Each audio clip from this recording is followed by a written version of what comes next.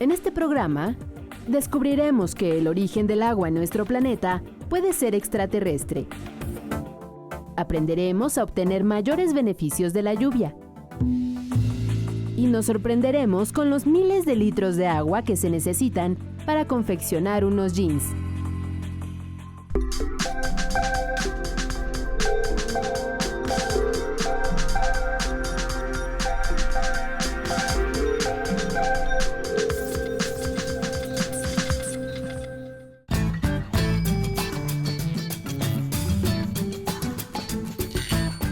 Bienvenidos a Factor Ciencia, yo soy Alejandro García. En esta ocasión me encuentro en los prismas basálticos, en Huasca de Ocampo, en el estado de Hidalgo, a 1 hora y media de la Ciudad de México, y es sin duda un lugar que no te puedes perder, una maravilla natural única en Latinoamérica. Estamos en este lugar para hablar de un tema muy importante, el agua. Te puedes sorprender con todo lo que la ciencia y la tecnología tienen que decirnos acerca de este vital recurso, que por su cotidianidad a veces dejamos de verlo con el respeto y el asombro que se merece. Te invito a que te quedes y nos acompañes a este recorrido. Estas enormes rocas de figuras geométricas que ves son los prismas basálticos. Adornan las paredes de la barranca de Santa María Regla. Se formaron hace millones de años debido a un enfriamiento violento de magma. Pueden tener 5 o 6 caras y los más altos llegan a medir hasta 35 metros. Están adornados por 4 cascadas como la que está a mis espaldas, que obtienen el agua de la presa de San Antonio Regla. La combinación entre estas caprichosas rocas y el agua nos regala espectaculares paisajes. Por cierto, ¿te habías preguntado cómo es que llegó el agua a la Tierra?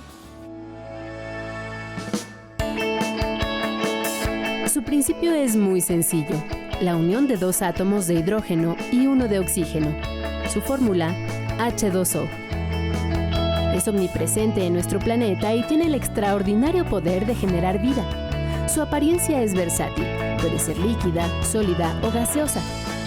No se crea, cíclicamente se transforma una y otra vez. Es el agua. La que hoy conocemos tiene 3.900 millones de años de antigüedad y es la misma desde entonces. Derivado de la gran explosión del Big Bang, la Tierra se creó hace 4.568 millones de años por el choque de los planetesimales, estructuras rocosas que se aglutinaron hasta formar un cuerpo incandescente que gradualmente se fue enfriando. Después llegó o emergió el agua. En cuanto a su origen y la formación de los océanos, la ciencia sostiene varias hipótesis. Se ha ido buscando otras formas de entender cómo se formaron en un inicio. Y tenemos varias teorías planteadas. Unas en donde el agua formó parte de los constituyentes iniciales cuando la Tierra se formó por aglomeración, colisiones de pequeños objetos de planetesimales. Como no se han encontrado vestigios de ello, se desconoce si estas rocas primigenias ya traían consigo el agua. Otra hipótesis es la volcánica. Plantea que el agua proviene de las capas internas de la Tierra. Debido a la elevada temperatura y actividad que ocurría en el centro del planeta, átomos de hidrógeno y oxígeno reaccionaron hasta formar las primeras moléculas de agua en estado gaseoso, que fueron expulsadas a la superficie a través de grietas o incipientes volcanes. El agua viene de la actividad volcánica. Con los volcanes, además de salir la lava y tenemos también la emisión de grandes cantidades de gases, entre ellos vapor de agua, y entonces la actividad volcánica está inyectando agua que estaba atrapada en los minerales en el interior de la Tierra. Ese vapor de agua originó una atmósfera primitiva que saturó todo el planeta y lo protegió de los rayos del sol. La Tierra empezó a enfriarse, el vapor se condensó y cayeron torrenciales lluvias, apareciendo los mares. Hay una tercera teoría que habla del origen del agua extraterrestre.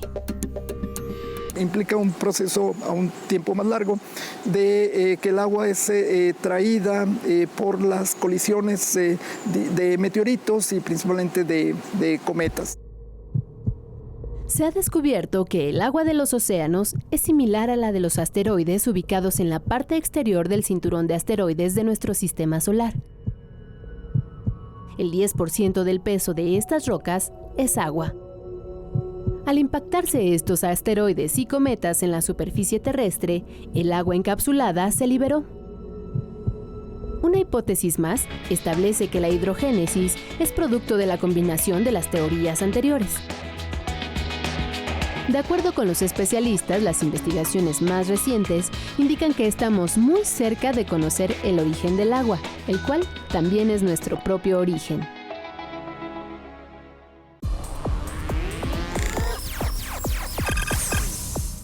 Estos prismas están hechos de basalto, la roca ígnea más abundante en la superficie de la Tierra y también muy abundante en el fondo del océano. Incluso se ha encontrado basalto en la superficie de la Luna, en Venus, en Marte y en algunos meteoritos. Esto confirma las teorías de que la historia geológica de la Tierra tiene mucho en común con muchos otros cuerpos celestes. Pero una noticia que es verdaderamente extraordinaria es que se ha descubierto la presencia de agua en otros planetas, incluso en sus lunas.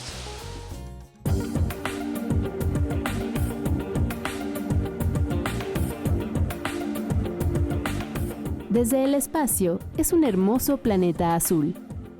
Su singular color predomina debido a sus grandes océanos y a la composición de su atmósfera. Durante mucho tiempo, hemos creído que vivimos en un mundo acuático porque su superficie está cubierta por 3/4 partes de agua. Ahora, científicos afirman que nuestra galaxia está inundada de mundos y lunas con agua y que la Tierra en realidad es un planeta seco. Si consideramos cuál es la cantidad de peso en agua con respecto a todo el peso de la Tierra, en realidad estamos hablando del menos del 1%. O sea, si consideramos toda la materia del planeta, solamente el 1% o menos es agua. Entonces, en ese sentido, es un planeta muy, muy seco. El telescopio Kepler busca agua en exoplanetas, aquellos que están afuera de nuestro sistema solar. Se cree que puede haber mundos con 40% de su volumen de agua, incluso planetas océano, sin continentes, cuya superficie sea completamente acuática. En nuestro sistema solar, el elemento hídrico está presente más de lo que imaginamos. La sonda Curiosity ha podido extraer agua atrapada en los minerales del suelo de Marte y confirmado que existe hielo en sus polos. Júpiter y Saturno tienen agua en su atmósfera. Urano y Neptuno también cuentan con el recurso, pero no en la forma como lo conocemos. Entonces es un estado de la materia que se llama superlíquido, y estos líquidos superfluidos, digamos, no es exactamente un líquido, tampoco es exactamente un gas, un superfluido es una cosa intermedia que tiene propiedades muy, muy específicas que solo se manifiestan a muy, muy altas presiones. Algunos satélites de Saturno contienen agua. Titán posee hielo en su superficie a 180 grados bajo cero. Encélado, otra de sus lunas, cuenta con agua líquida y sólida. Y si pensamos en océanos, Europa es sorprendente. Pero en ningún lugar está líquida, excepto en un lugar que se llama Europa, que es una luna de Júpiter. Entonces, esta luna de Júpiter se ve desde fuera como una bola brillante, porque está cubierta de hielo de agua, y debajo de ese hielo de agua tenemos evidencia de que hay un océano de agua líquida. Los investigadores reconocen que estas señales son un buen indicador de habitabilidad, pero no significa que haya o pueda haber vida como la conocemos los seres humanos. Entonces, el agua líquida es nuestro primer paso para buscar mundos habitables. ¿Okay? Es la primera vez en la historia de la humanidad que tenemos la posibilidad de probar esa hipótesis, ¿no? O sea, podemos imaginar muchas cosas y pensar que sí, el mundo, o sea, el universo tiene que estar lleno de vida, pero esas son creencias. Con eso no podemos hacer investigación científica. Con lo que sí podemos hacer investigación científica son con observaciones directas y con todas las evidencias que tenemos ahora de que el agua está presente en muchos lugares, de que hay planetas alrededor de otras estrellas, etc. Eso es evidencia científica. Por ahora, la NASA y la Agencia Espacial Europea trabajan en el telescopio James Webb, que brindará una resolución nunca antes vista en frecuencia infrarroja, a fin de observar objetos mucho más distantes. Algunos de ellos, por supuesto, tendrán agua.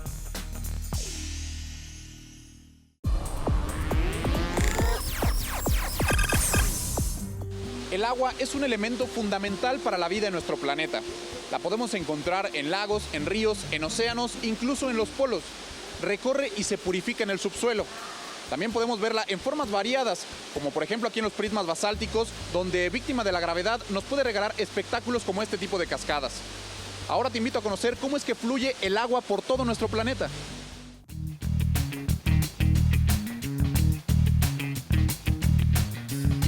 El agua es un recurso dinámico que fluye entre los diversos ecosistemas. En océanos y mares, en lagunas, lagos y ríos, en los manglares costeros, en canales subterráneos, en cavernas. Se asoma, por ejemplo, en formaciones muy peculiares como los cenotes del sureste mexicano, y se precipita también con espectacularidad en las cascadas. El agua fluye a través de los distintos organismos de nuestro planeta, en nosotros, los seres vivos. En continuo movimiento, es una sustancia fabulosa y fascinante si la vemos con mucho detenimiento porque es el disolvente universal y es lo que hace que realmente todos estemos conectados. Esta agua que contiene mi cuerpo, digamos, probablemente estuvo alguna vez en un glaciar o pasó o la tomó algún bicho o yo qué sé, ¿no? El agua realmente es algo que está continuamente en la atmósfera transformándose en estas formas.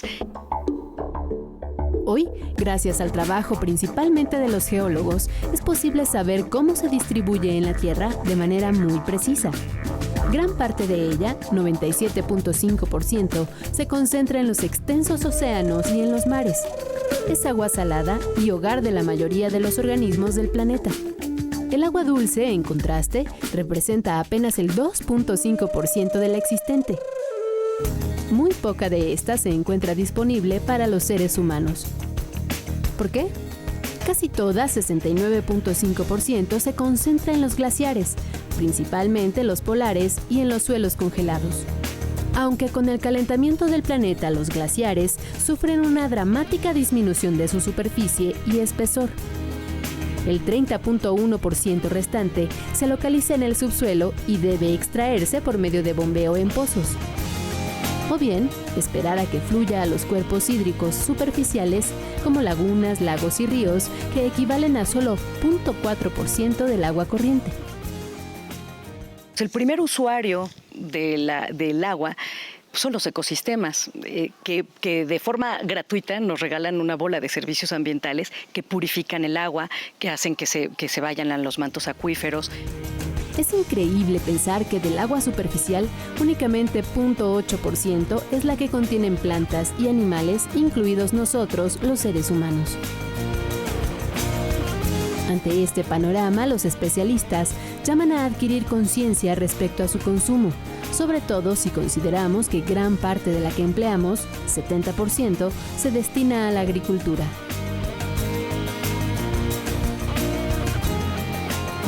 Por otro lado, las actividades humanas, agrícolas, industriales y urbanas generan descargas que contaminan los cuerpos de agua.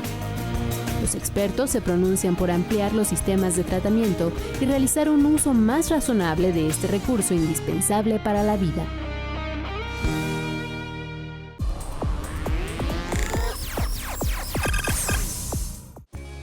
Este es un ejemplo de los muchos lugares que podemos encontrar en el país donde la belleza del agua es el principal atractivo. Sin embargo, en el territorio nacional, el agua también es un recurso limitado. Por un lado, parecería que nos sobra si consideramos que tenemos 10.000 kilómetros de costas y que incluso somos el único país en poseer un mar propio, que es el Mar de Cortés. Sin embargo, al hablar de la disponibilidad del agua dulce, el panorama cambia y se explica por qué México es considerado un territorio semidesértico. En el subsuelo y en los cuerpos superficiales poseemos solo el 0.1% del agua disponible en el planeta. Y si lo vemos por regiones, no es igual su presencia en las regiones desérticas del norte comparada con las zonas abundantes de vegetación del sureste. Además, con el crecimiento demográfico y las actividades cotidianas, hemos sobreexplotado este recurso y en 100 años disminuimos en casi 90% las reservas de agua dulce que capta el país.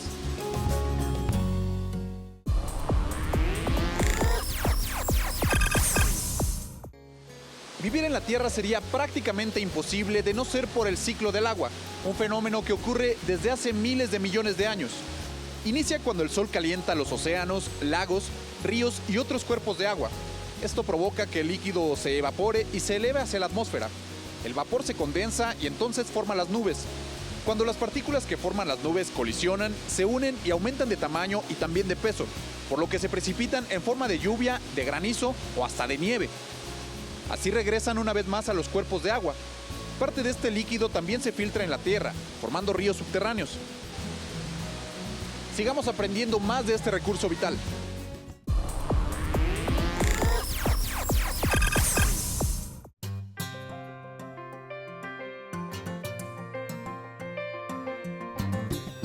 La inventiva ha ayudado a la humanidad a sacar un mejor provecho de las lluvias y ayudar a combatir con esto los serios problemas que causa el desabasto de agua. Vamos a ver un ejemplo de esto.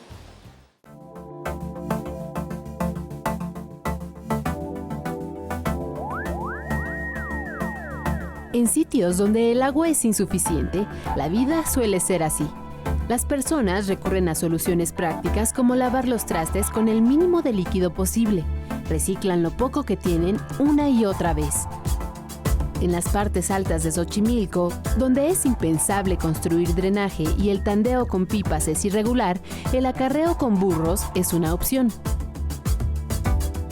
Pero sí poco a poco ha ido disminuyendo. Ahora a veces es una vez, a lo mucho 2 veces a la semana, pero hay veces ha habido periodos que hemos tenido hasta un mes o más de un mes sin agua.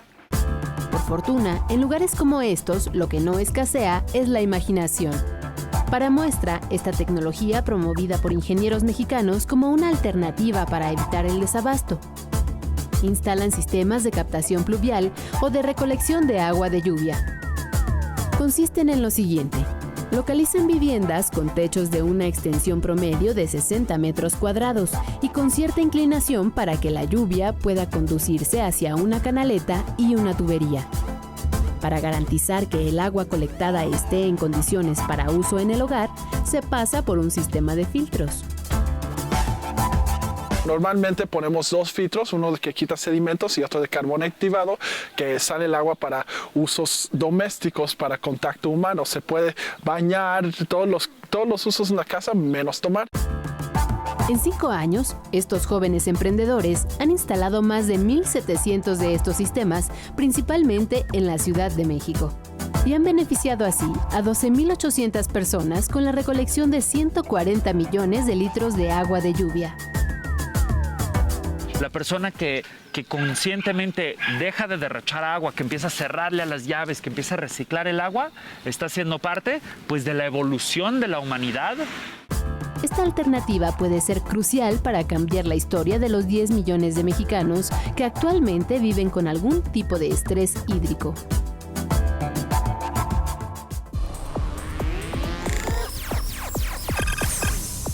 Considerado como una de las obras de ingeniería civil más grandes del mundo, el sistema Cutzamala es un sistema hídrico de almacenamiento, conducción, potabilización y distribución de agua dulce para el Distrito Federal y el Estado de México. Vamos a conocerlo. ¿Alguna vez te has preguntado de dónde viene el agua que sale de la llave? El agua que consumimos en las ciudades, pueblos y municipios proviene de pozos, presas o lluvia. Para que llegue a nuestro hogar pasa por un proceso de extracción o captación, tratamiento de limpieza y almacenamiento. Después se distribuye a través de las redes de agua potable.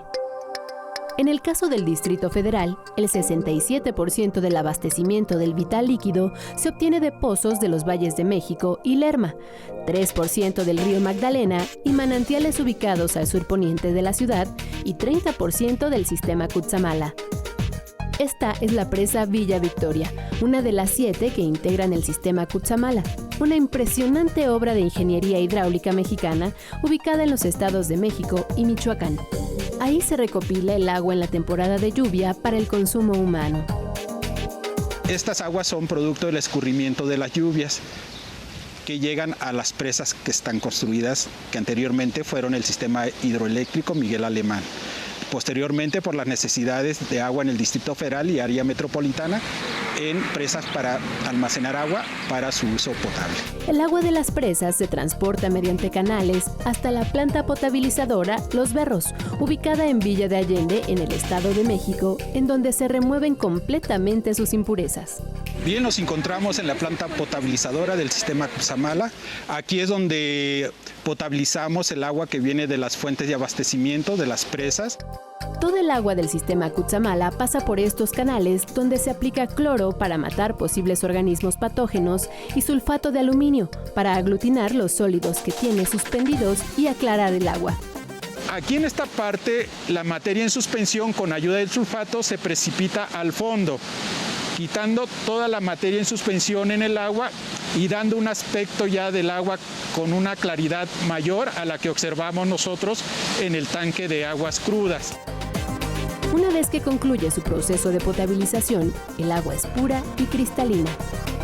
Es necesario subirla mediante bombas que operan con electricidad a la cima de una montaña para que de ahí baje por gravedad y viaje hacia el Valle de México para abastecer a una población cercana a 21 millones de habitantes.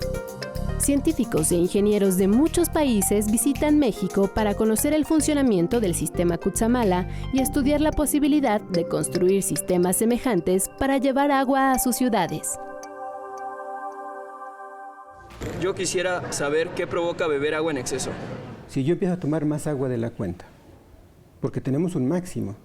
Si hablábamos hace rato que en una persona normal alrededor de 2 litros y medio, el doble es aceptable todavía. Sin embargo, como cualquiera que lo haya hecho es testigo, empieza a ir mucho al baño, porque el agua que no usamos, el agua que entra en exceso, tiene que salir por la orina. Y al hacerlo no se va como agua, como entró, se va con sales, sodio, cloro, potasio, bicarbonato. Y nos va depletando, o sea, vaciando de estos minerales, lo cual nos lleva primero a un estado de cansancio. La gente se siente cansada. Al tener menos concentración en sus líquidos, empieza a quedarse agua líquida en el interior, podemos tener edemas. Y los edemas, según se localicen, tendrán diferente sintomatología. Puede haber edemas en los pies, puede haber edemas en los pulmones, puede haber edema en el cerebro. Y entonces la gente tendrá diferentes cuadros clínicos. Puede haber convulsiones, puede haber dificultad para respirar. Hay casos extremos que se ponen muy graves. Claro, es raro, porque nuestro organismo afortunadamente tiene una enorme capacidad de regular.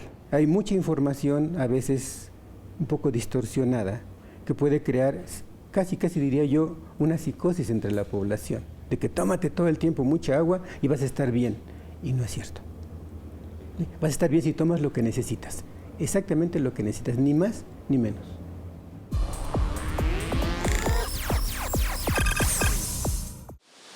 ¿Alguna vez te has preguntado cuánta agua consumes en realidad al día? ¿O cuánta cantidad se requiere para producir los alimentos que consumes e incluso la ropa que usas?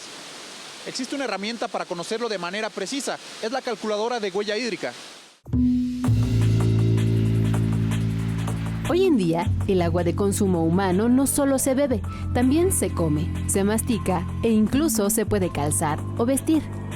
Así es, al menos desde la aparición de dos conceptos, agua virtual y huella hídrica, que en realidad son metodologías con las que es posible calcular la cantidad de líquido requerido para obtener alimentos e insumos cotidianos. Sus cifras han dado una fuerte sacudida a la conciencia y no es para menos. Pocas veces reparamos en que, por ejemplo, para producir 1 kilo de carne de res se necesitan en promedio 15.400 litros de agua, una cantidad que se eleva a 3 millones de litros, casi 200 veces, si se considera el agua necesaria para criar a toda una res durante 3 años, el promedio previo a su sacrificio. La cuenta sería así. Se emplean 2.969.000 litros para producir pastura, heno y demás alimento, 24.000 litros más para darle de beber y 7.000 extra en el mantenimiento de los corrales. Sorprendente, al igual que las siguientes estimaciones. Producir 1 kilo de carne de pollo implica usar 2.800 litros de agua, 1 kilo de cabra, 4.000, uno de cerdo, 5.500 y de borrego, 6.100. En frutas, legumbres y derivados, 1 kilo de naranjas representa 1.000 litros de agua, de cereales, 1.500, 1 kilo de maíz, 450 litros. 1 de papas, 160 litros. De tomates, 11 litros. De huevo, 454 litros. Una lechuga, 23 litros. Y 1 kilo de pan, 568 litros. Si hablamos de bebidas, un vaso de leche significa 200 litros. Una taza de café, 140 litros. Una taza de té, 34 litros. Una copa de brandy, 2,000 litros. Una cerveza, 75 litros. Y una copa de vino, 120 litros. Existen otros gastos importantes. Comprar un pantalón de mezclilla requiere de 10,850 litros. Una camiseta mediana, 4,100 litros. Un par de zapatos de piel, 8,000 litros. Y un coche nuevo, 246,052 litros. Si a esto sumamos el desperdicio que generamos en un día, la factura es mucho más costosa. Una persona puede llegar a desperdiciar hasta 250 litros diarios en su aseo personal. Los conceptos de agua virtual y huella hídrica fueron propuestos por el británico John Anthony Allan en 1993 y el holandés Arjen Hoekstra en el 2002. Este último considera a raíz de esta información que los países deben establecer acuerdos internacionales para moderar el uso del agua y garantizar así un futuro sustentable. We may need something like a Kyoto Protocol for water that arranges and makes sure that there are water footprint reduction targets per country. Si te interesa saber cómo reducir tu huella hídrica, puedes visitar el sitio www.agua.org.mx. Ahí encontrarás la liga a la calculadora hídrica Hidros.